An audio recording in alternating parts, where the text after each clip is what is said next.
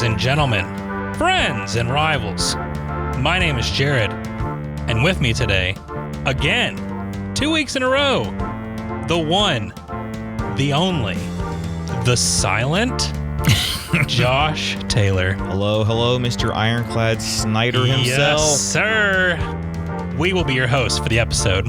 We are honored and grateful that you've joined us at our table. Here at the Game Table Podcast, we take a look at various board, card, and other tabletop games. We give an overview, provide a little insight on how to play, and share some of our thoughts, all in an attempt to give you an idea of how well it would fit for you and your table. Today, we will be looking at Slay the Spire, the board game.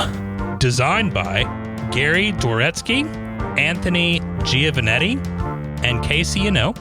Artwork created by Bruce Brunais, Jose David Lanza Cebrian, and Annihilus Dorta, and published by Contention Games. Slay the Spire, the board game, is a competitive deck-building roguelike adventure for 1 to 4 players. It is a board game version of a popular 2019 video game, which itself was an attempt to turn a deck-building board game into a video game. You choose a hero and then fight your way through the Spire, collecting new cards, upgrading those cards, obtaining relics and potions, and ultimately attempting to defeat the boss of all 3 acts.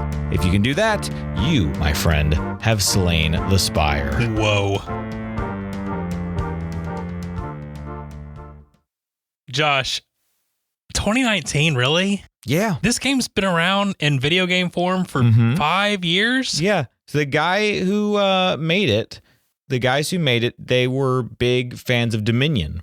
Okay. And they were so it's just a vicious back and forth. Yeah, these were like board game guys, and they wanted to create because there have been attempts to make deck building video games before, but I think this was the first time that one was really successful. And a lot of people have tried since this time to make other games like this. Sure. And there are some good ones. I will give it to the people who have tried, but I always come back to Slay the Spire. It's still the best one. Okay, so it's confession time. Before this board game was announced, I had zero knowledge that Slay the Spire existed. None. And the only reason I even found out about this game is it happened to make Gen Con's hot list. Oh, okay. And I was like, oh, that looks cool. Mm-hmm. What's that about? Yeah. And then all of a sudden found out, oh, it's based off of an IP off of this video game.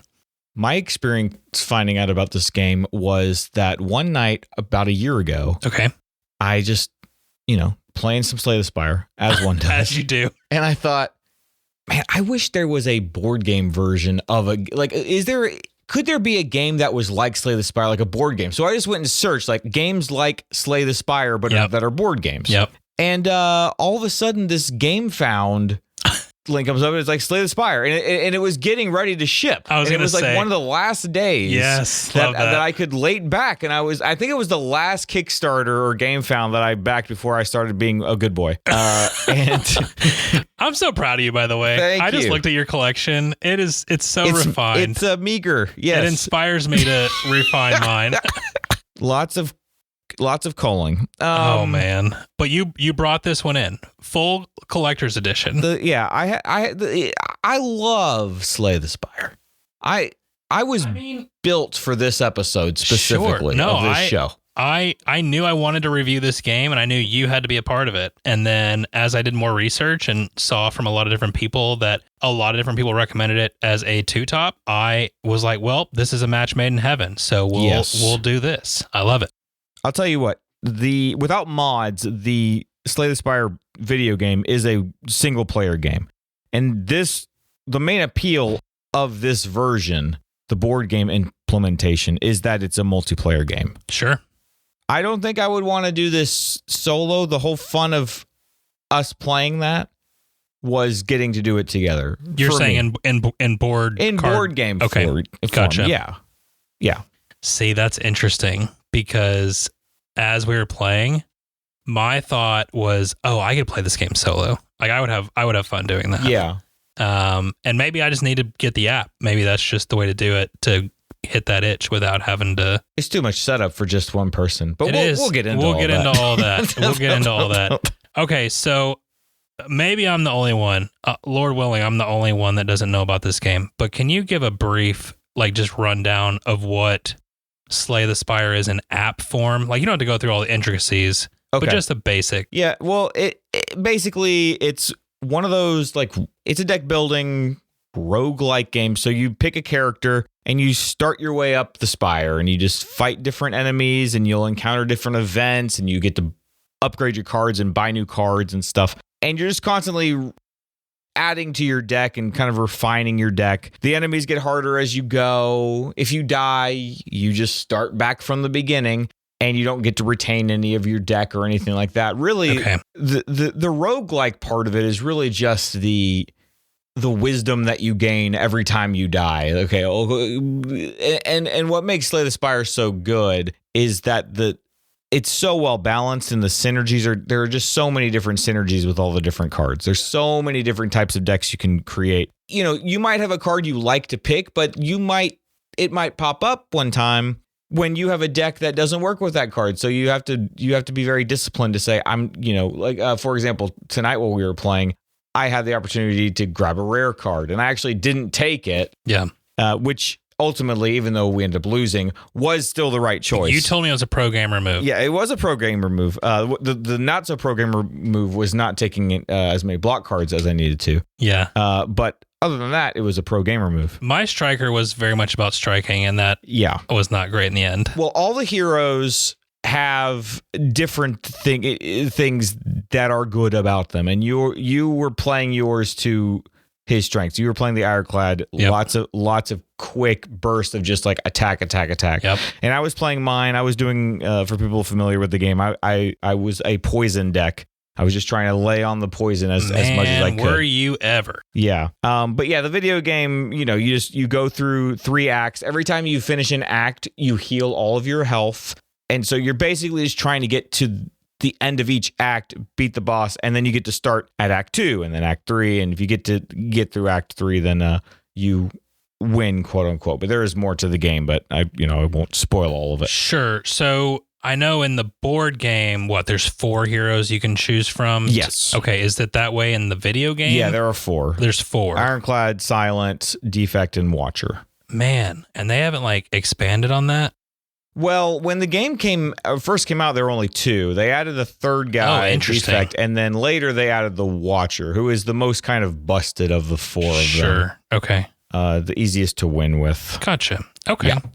Very cool. So, have you been playing since 2019? I think I got it a year and a half ago, maybe. Okay, so not new, but not the OG either. Yeah. Got it. I've been playing for a while. For people who know Slay the Spire well, I have beaten the heart at Ascension 20 with Ironclad, but not with any of the other characters yet. I'm working on the Silent right now. That sounds pretty cool. Well, we're going to talk about the board game tonight. So before we kind of talk about our thoughts, why don't you give us an overview of how to play? Absolutely. Each player selects one of the 4 available characters, each with a unique starting deck and abilities. The game progresses through 3 acts, each increasing in difficulty. To play, players choose a path to take on the map, and paths are randomized each game, so no 2 spires or acts will ever be the same. The various rooms encountered include enemy fights, shops, campfires, or mystery rooms.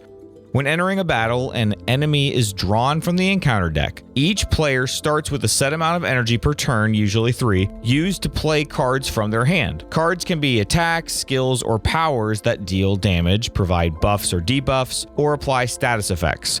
The players go first, attacking enemies in any order, and after all players finish playing cards, the enemies then attack, starting with the top row and heading down. Enemies take turns attacking, blocking, and using special abilities. The goal is to reduce the enemy's health to 0 before they defeat the players. If any players are defeated, the game is over. Everything resets, and the game starts back at the beginning of Act 1, and you have to reset a bunch of stuff. Yes.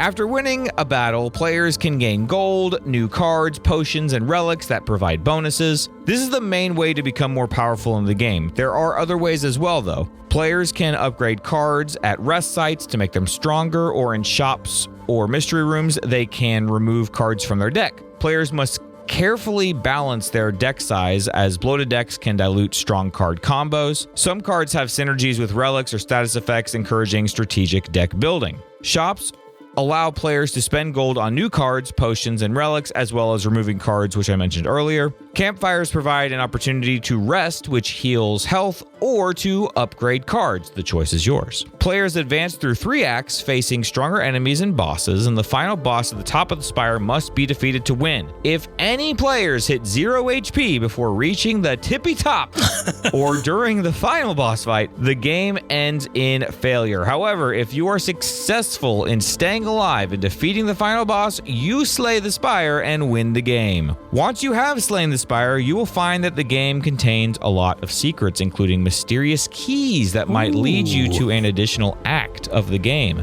and the boss fight to end all boss fights. Whoa. But as that great sage of our hobby, Rodney Smith, might say, I'll leave that for you to discover on your own. That's how you play Slay the Spire, the board game. Did you just get to scratch something off your bucket list? Yeah, I did. Very good. Love that.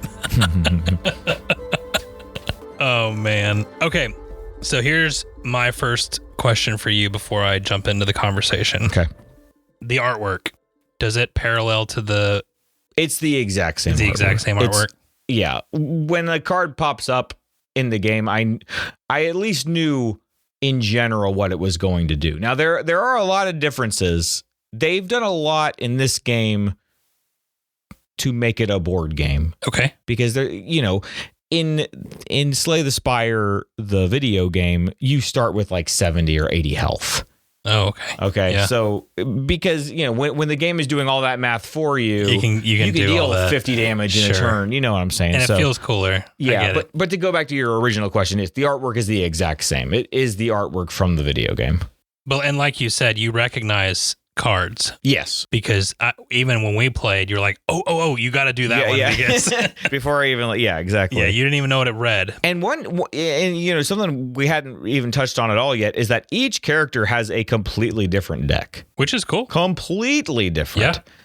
Yeah. And one of the reasons this game is just so well balanced for a deck building board game is because the game has been balanced over years from all this play testing. This game was in early access on Steam for a long time. They had a Discord where people could submit feedback, and they changed cards. Even after the game was released, they were still nerfing cards and upgrading them and stuff like that. So just over years and years, the game has been balanced, and they've taken all of that into this game. So I think that's why a lot of board gamers I think there was hype early, and then now as it's been out for a while and people have gotten to play it, it's like, oh, hang on, no, this is actually like a really well put together game, well balanced game. Sure. No, it was a lot of fun, and I didn't know anything about it. And that was part of what was drawing me in, is that it's sitting at an 8.7 out of 10 on BGG right now. Yeah. And you're always curious, like how much of that is Kickstarter backers just carrying it, and how much of that is the actual game. Yeah. And then to add to that, I have no stake in this theme at all. Like it's just another fantasy game for me. So I was curious how it was going to draw me in, and I really, from an artwork perspective, it has this like very quirky mix of taking itself seriously from the hero's perspective. Yeah. But then like some of the monsters are super goofy. Just goofy. Yeah, exactly. Yeah. So it was a very interesting mix, and I definitely liked it. I thought it was really cool. Yeah. But no, that's cool what you said about them having taken so much time to balance everything, because it's not just one deck that's unique to you. Right. There's 3 decks per hero, because you have your starting deck, then you have the items. You have, what is it? The commons and the uncommon cards, and then you have the rare deck. Yeah. So you've got a common and uncommon deck that's all together and shuffled up, and you're drawing those probably like 4 or 5 or 6 times in an act where you're pulling new cards in. Occasionally you're getting into the rares, and all of those are tied to your deck. So every player has this thick stack, and it's thick. I mean, I want to say it's a big old boy. Yeah. It's like 75 cards for the uncommon and common, which is crazy. I mean, if you're going to do something like that, they did it right, because there's not only does it feel balanced, like what I could do is very different from what you could do. Yes. But learning how to work together in that was a really nifty trick. That's why it's felt like such a bummer for so long that it's a single player video game, because it's like, man, if these guys could work together, this would be a lot of fun.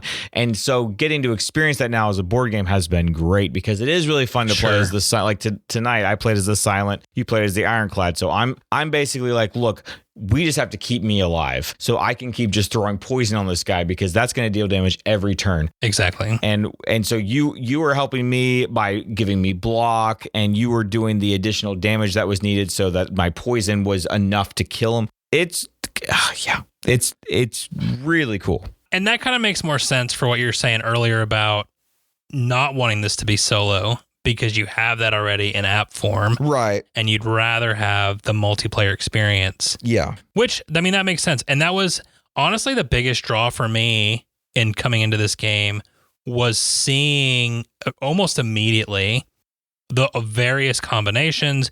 Even within one hero, you've got like 3 or 4 paths that you take as you're building your deck. And you really want to kind of commit to a path, because otherwise your deck's going to get all jumbled. Right. But if you commit to that path, man, it starts to sing. Yeah. And I mean, we saw that tonight in your poison deck, because we were stacking poison like it was candy. It was crazy. I think the other thing too, and I said this because I had been watching how to play videos before we played this for the first time. And when I sat down for the first time to play it, I said, so I'm very weary of what I just watched, because it feels so simple. But I know it's not that simple. Yeah.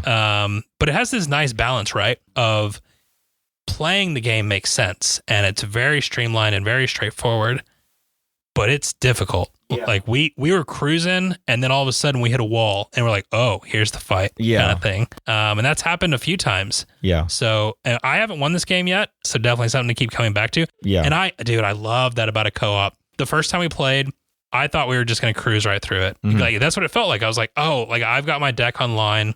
He's definitely got his deck online because he's played several times now. So now I don't see how we lose. And then we found it, and I was like, oh, I get it now. Yeah. That's the full Slay the Spire experience. You're not gonna go cruising around until you've earned it.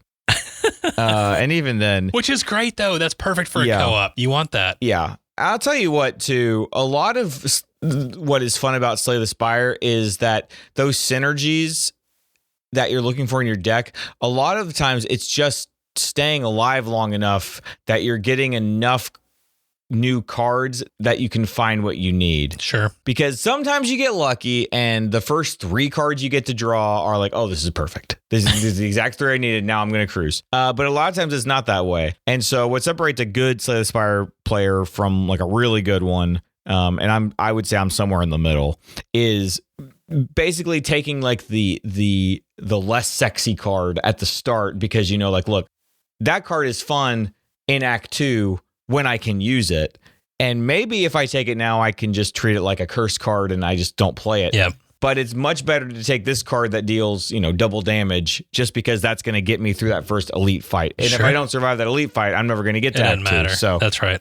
It's interesting too. So I'm going to kind of bounce around a little bit.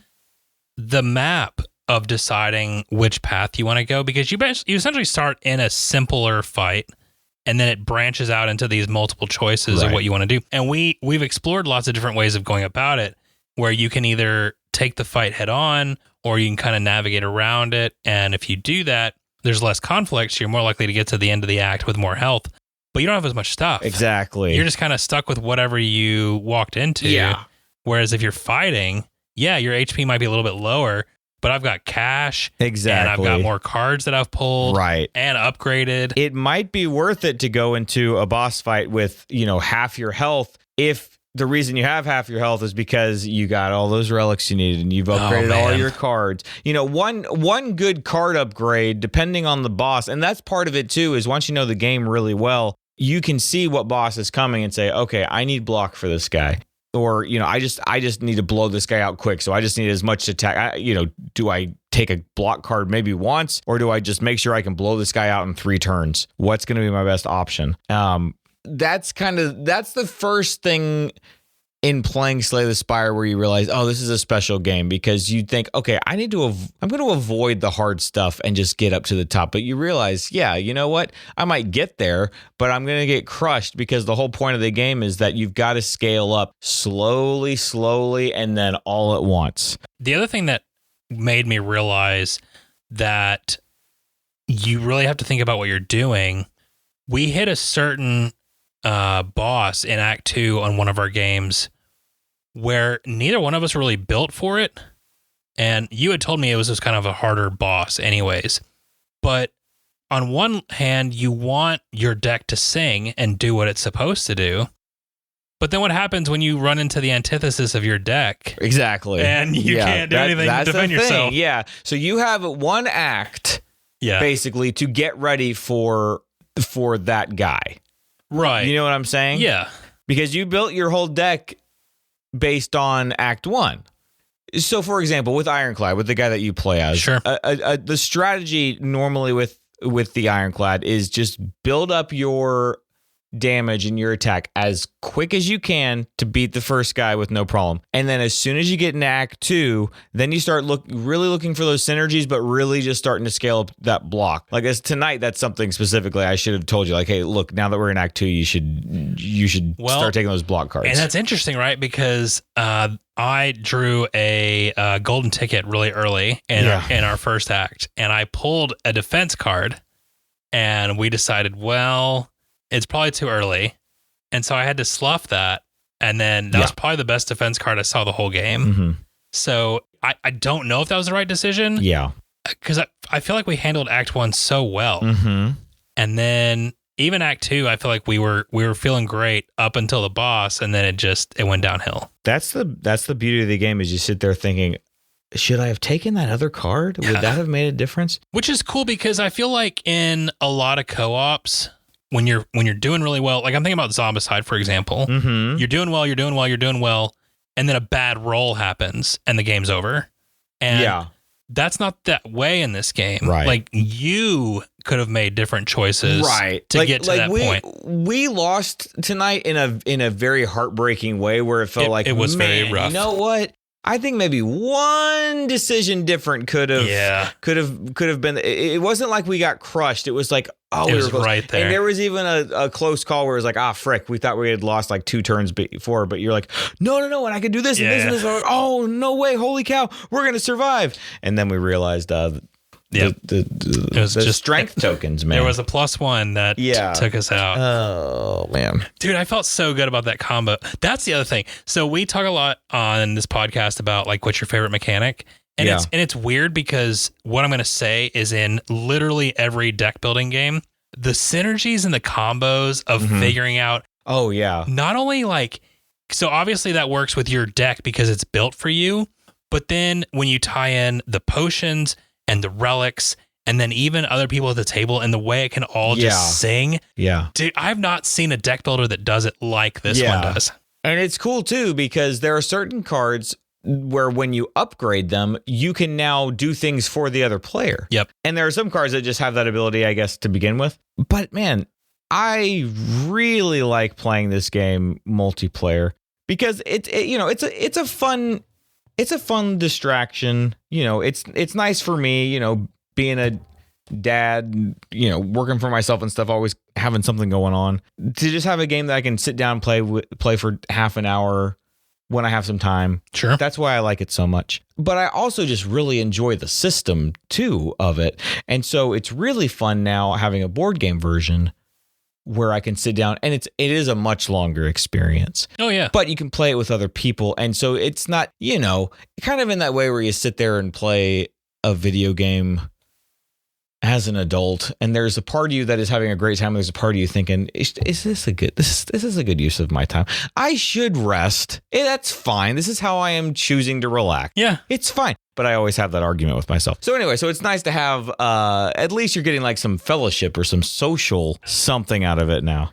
Well, so I was going to ask you this because I feel like you and I have this conversation more than I do with most board gamers. Yeah. But we'll play a game and you'll say, this would be better as an app. Like I'm thinking about Campaign Trail, where you were on the podcast, and you're like, this would be better as an app. I stand by that. And you have said, I don't want to play Lords of Waterdeep in person anymore because I like it so much better on the app. And there have been others like that. I probably have said that, but that might have been in anger. Like, I don't actually believe that one. Okay. Campaign Trail, I stand behind. That's fair. Listen, I'm not here to judge you. I'm leading up to my question of, with Slay the Spire, do you prefer one over the other? I prefer them for different things. If I just want to play quickly, then the video game. If I want to, this is going to be tough when we get into like whether we recommend this or not, because boy, this game is a beast to set up. Like, you've got to want it. And I think that the people it appeals the most to are people that enjoy the game already. But I think you have to really enjoy the game already to put in the investment to do it all. Like, I remember specifically tonight, there was a time where it was like, are we going to go to this elite fight? And I was like, I don't want to have to set this whole thing back up. Let's skip this elite just in case we die to be able to get a little bit farther. Like, that's not a factor when you're playing the game. You're much more likely to take a risk because you can just reset real quick. Right. In the video game. I think they're different things, and I'm grateful that they both exist now. I mean, if one had to go away forever, I guess probably the board game, because you're gonna play the app more. Yeah. I mean, I get that. Yeah. Now, as a well-adjusted adult human being, maybe I should say the video game, because at least with the board game, you get to socialize with somebody. I get to socialize and hang out with people. I mean, I feel like it's a date night for sure. Oh yeah, I'm excited to show it to her. And I'll tell you what, the boys really like playing Slay the Spire, and I always tell them, man, once you guys can read, you're gonna really enjoy this. Yeah, because they just like grabbing the whatever card. They recognize some of the cards and what they do, but they can't really read yet. But I always tell them that's like my motivation for them. Like, man, when you can read, you're gonna get past Act 2 of Slay the Spire, because you can get past Act 1 without reading, believe it or not, in Slay the Spire, the video game. I mean, I believe that. If you're lucky, you can pull it off. Anyways, no, that all tracks. we did the same thing with the Switch, where they really wanted to play Pokemon games, and they were like, we don't know what's going on. We're just moving around. I was like, yeah, when you learn how to read, you're going to get to read the text and understand. It's crazy. What do you think? Do you think any of your girls would like this game? I think so. Yeah. I don't know. It doesn't fit like what they've gravitated towards so far. That's what I was sitting here wondering. I don't like, okay. So, well, I'm conflicted because on the one hand, they really like Chronicles of Avel, which is all about fighting monsters and building it up and that sort of thing. Right. But it's like a different system. Yeah, it is different. But yeah, I don't know. I think Faith could be really into it. I don't know if Joy would be ready yet, and Hope definitely not. Right. So. Right. But it's one of those things where I mean, it's co-op. So, well, I'll tell you what is nice about the board game too, is that like when I've played it with Isaac, who I guess said he would have been 5. Yeah. I can at least with the board game, since we're playing it together, I can read the cards to him and say, hey, here's what, and he, since he loves the video game, he's really into it. Yeah. We did a very similar thing with Faith when we did Toy Story for the deck building game with that. Yeah. This was back, she had been 4 or 5 herself. And she didn't know how to read yet, so I would read her the cards and be like, okay, here's your 2 options. Like, what do you want to do? So I think she could get into this game for sure. Yeah, I think that if it's something that a kid recognizes, they'll hang with it more than if it's just, if they're not playing it because of the mechanisms or the system. Yeah. You know what I mean? That's right. So, yeah. Well, it's interesting. I'm not necessarily thinking about just for the kids, but I'm thinking about your earlier comment about this game is a beast. I don't want to, from all the stuff that comes in it, I don't want to downplay that.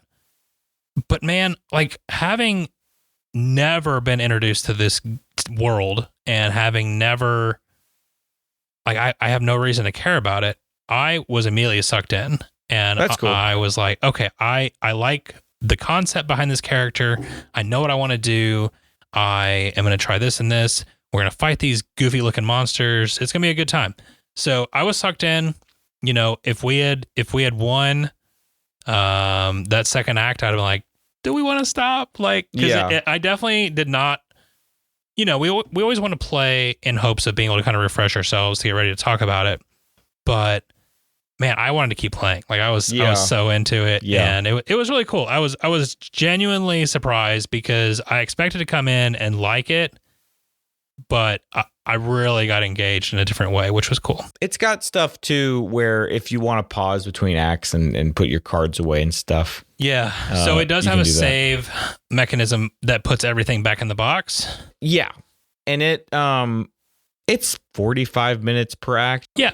I would say 45 because it's like you talked about when we were playing. At first, you're learning how to play the game. And then once you've learned that, you're learning how to optimize the game. Right. So you're in that 45 minute space. Yeah.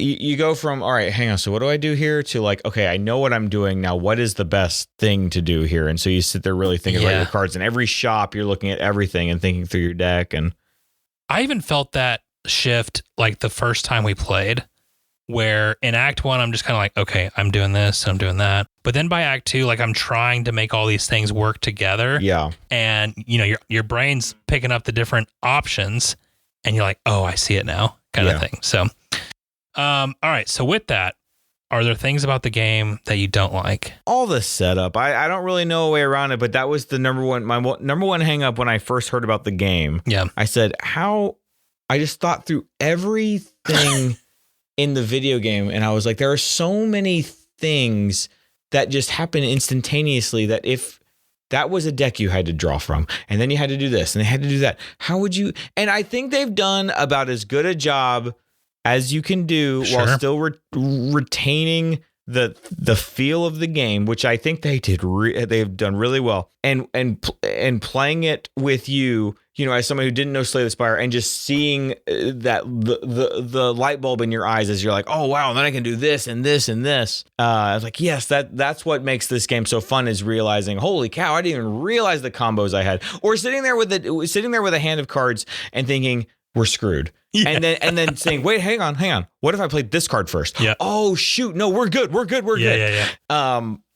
That all is great, and it just means that there's a lot of decks you've got to shuffle through. It's just a big table hog. I think this game is good for people who have a dedicated space, love Slay the Spire, and don't. I don't know, because I mean, that said, when I get done playing and I put the game away, it really doesn't take that long. I was all impressed. Things considered, I was very impressed at Teardown. Yeah. I was sure. So one of the mechanics of how you upgrade your cards, every card is sleeved. Right. Yes. And so when you upgrade it, you're essentially flipping it, and the other side has the upgrade, and then you're putting it back in the sleeve. So you've got to not only separate back out your decks, you got to make sure all your cards are on the non-upgraded side. And I'm like, this is gonna take forever. Yeah, but it was really quick. Yeah, and I've got like the collector's edition that has like the mats and everything too. And so it came in this big box. I don't know like the version you get off like Miniature Market or whatnot. I'm guessing the box is smaller, but I know it comes with all those sleeves and everything, because those are necessary to the game. I mean, I think it can be a little bit smaller without the collector's edition stuff, because I think, like you said, it's mainly the mats and then some upgraded pieces, but those cards take up space, it's still gotta be a big boy, yeah. And I think that that structure of the way that the insert works, so that it can hold all those different cards and organize in a certain way, that takes up the majority of it. Mm-hmm. So I think the box is still going to be a very big size. I think for what it is, I think they did as good a job as they could with storage and just with maintaining the feel and the theme and all that. But I love playing it so much. Yeah. It really is just it's just sort of this bittersweet, like, man, now that this is all set up, I don't want to put this away again. I want this game to last as long as it can. I don't want to die. It's like half the disappointment of dying is just, now you got to reset. I got to reset all this. But even going from Act 1 to Act 2 wasn't bad. No. I mean, everything flows really well. And I think you've said it, but I want to reiterate. They did an amazing job with the box. Yeah. Because as I'm like, before I saw it for the first time and I'm just watching the how to play, I'm like, there are so many freaking cards. Oh, yeah. Like, how would you possibly keep this all correct? And for an insert that comes with the game, I was very impressed. So I agree. Some of its shortcomings, it has an insane amount of setup. It has an insane amount of cards that have to go in all these different stacks. But the payoff to me is totally worth it. Yeah. And like I said, you don't have many deck builders that have synergy, not only with its own deck, but then with all the other things that you can add to it. Like it's just so worth it. And I agree, it is a massive table hog. It's almost like this game teeters on being a lifestyle game. Yeah. Where this is your game and it's the one that you usually play, which is fine. Like, I mean, that's got a dedicated fan base already. That's got a lifestyle game in the app. So that makes sense. I will disagree with you slightly. I think that I don't know that you have to be a Slay the Spire fan to like enjoy this game. Okay. I agree. What I think I will change what I said a little bit. And I will say this instead. I think that if you aren't super familiar with the video game, there are a lot of little things in this game that are very easy to neglect or forget about. That's true. I'll agree having with that. the knowledge of the system makes it so that there all these little things you're like, okay, don't forget that curse deck and don't forget these dazed cards and okay, and you just have sort of this like this subconscious like, okay, and I'm guessing that this is a deck that I have to shovel, and this deck I don't shuffle that deck because that wouldn't make sense, because in the game that wouldn't make sense. And there are things that they have changed in the board game version too, but even most of those things make a lot of sense. So sure, no, I get behind that, and I think that definitely helps in the barrier to entry because, like we've been saying, it's a lot of stuff. Yeah. And it's very easy to get overwhelmed by all that stuff and then forget the little minute details. Right.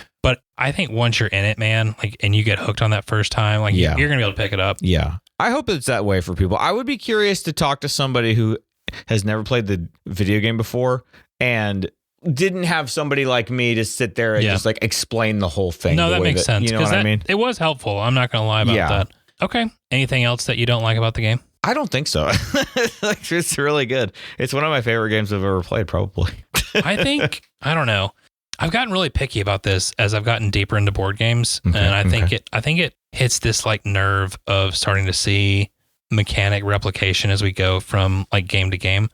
But I felt like we could have had a little bit more variability in the monsters that were in the same whatever they are. I don't know how that is for the video game. So maybe I'm picking at something that doesn't even make sense for this particular project. Keep explaining. So like when we had all three of the cultists, they more or less did the exact same thing. Yeah, but those guys, right? Those guys are always together in the video game. And so I'm guessing in the video game they do the exact same thing. Yeah, and so the cultists, all three of them, the difficulty of them is that each turn, the first turn they don't deal any damage. Right. But after that, they get stronger every turn. So you basically have like 3 turns before they've like souped up enough that they're just going to kill you. So in that way, each set of enemies or each enemy is kind of a puzzle that you have to solve. Right. I mean, it's not a big gripe. It's just, I've gotten so like wanting that. I want to have that differentiation within the game to where I feel like I'm not just doing this cookie cutter copycat thing over and over again. And I was that way with video games for a long time. Like I couldn't get into Assassin's Creed because I felt like I was just doing the same structure over and over again. I never understood the love for that game. Me either. Anyways, and then the most minor of gripes, but I really hope a publisher hears this and never does it. Do not flip your cards vertically when you flip from one side to the other. That is awkward as all get out. You want to be able to flip them to the side to upgrade them. Yes, I don't understand. I mean, I'm fine with the sleeves being open on the top. Yeah. But when I take it out, I want to do like every other card in existence where I just turn it the other way at a clockwise angle instead of up and down. I don't understand that. It was very weird. Have you ever played a game like this where there was sleeves in the game And the reason for it was so that you could upgrade the cards because the other side of the card. Yeah. So Dead Reckoning has this where you're not flipping, but you're adding stuff to the cards. Oh, It's almost like Mystic Veil, because Mystic Veil kind of introduced it, right? So the sleeve is the upgrade. Well, it's holding the cards because you can have 3 or 4 cards within the sleeve. I gotcha. Okay. Yeah. So you're boosting the card that you have. Got it. So it's still upgrading, but in a different way. Okay. But it definitely still has that. Yeah, I liked that better than flipping it weirdly like we did in this game. Yeah, you were angry. But, well, it's just like, it's already got so much, and it's so... One more thing to have to think about. One that could have been avoided. So, anyways, no, that's pretty much it. I'm just kind of grasping at straws here to find something to complain about, because I really like this game too. So I love it. It's so good. I love it. I do think that the BGD score will come down over time a little bit. I don't know that it's going to come down that much, though. 8.7? I think it stays above an 8.3. Well, okay. Well, maybe. For sure. Yeah. I might be so bold as to say an 8.5. Wow. Okay. I think it's really good. Like, short of people who are expecting this like simplistic process, which I don't know how you could possibly expect that, knowing everything that you can know ahead of time. Like, what are you going to be blindsided by that you're not going to like? Right. That's true. You're not going to go in as like, oh, this is more than I thought. Like if you buy the box, you're going to see it before you crack the shrink. Yeah, that's true. And one thing that's cool, which I didn't take advantage of because I knew the game already so well, but the game does include like unlocks, much like the video game, where you're supposed to play as certain characters a certain number of times, and then you unlock kind of the more like complicated cards so that you don't get bombarded and confused the first time you play. Right. But from the first time we played, and even before that, I already just shuffled everything into the game. When you pointed out to me that was a thing, I was like, I don't care. I don't care about that. Like, the card is not too complicated. Yeah, you got it from the start. I didn't even know that was a too complicated. Like, I couldn't have even like known. Yeah, they're all very smooth. Yeah, and honestly, it makes it harder to win without those cards, because you're not like taking stuff out of the monster deck. So you're still getting... Yeah. Now, and there are ascensions. Once you've beaten the game once, you can go to Ascension 1 and then Ascension 2. And there are extra cards that you add and different enemies that you can add to the game. I didn't add any of that stuff. And that adds to like the feel of the origin of the video game, right? Because you were mentioning that at the top. There's like 20 different levels. Man, that's wild. Yeah, it just gets more and more difficult. So by the end of the game... When you get up to Ascension 20, the final one, in Act 3 you have to defeat a boss, and then you have to defeat another boss, one right after another, without healing. Whoa! And so basically, at that point, you just have to have a deck that is so broken that you're not really taking damage. Like you could basically go into the fight with you're essentially just killing 20 things. health and survive. Yeah. In this game, that'd be like what, 3 or 4? Yeah, basically. Yeah. Man, it's still pretty cool though. I mean, I liked what you described to me when we were playing, where I was like, Josh, I just feel like we're going to get to a point where these feel so busted. And you're like, that's the point. Yeah, that's the last thing that I guess I haven't really talked about is just the fun of this game is that literally after anything, you get to get stronger. Yeah. Every time you go to a room, either you are resting or you're healing. So you're getting stronger. You're you're upgrading or you're healing. Right. You're getting a new card, or you're getting a new relic, or all kinds of stuff. It's fun. It feels like, I'm getting more powerful. But then it's also, you might have options where actually I'm just going to remove a card because actually making my deck thinner is going to make it so I'm getting these nicer cards quicker. Yeah, for sure. Because it's very exciting to keep getting new cards in this massive stack. Yeah. But eventually you got to be like, exactly. My own deck's starting to feel kind of thick. Another thing that really, once you get good at the game, is the thing you kind of have to become disciplined about is realizing, a lot of the time I'm not going to take any of these cards. Sure.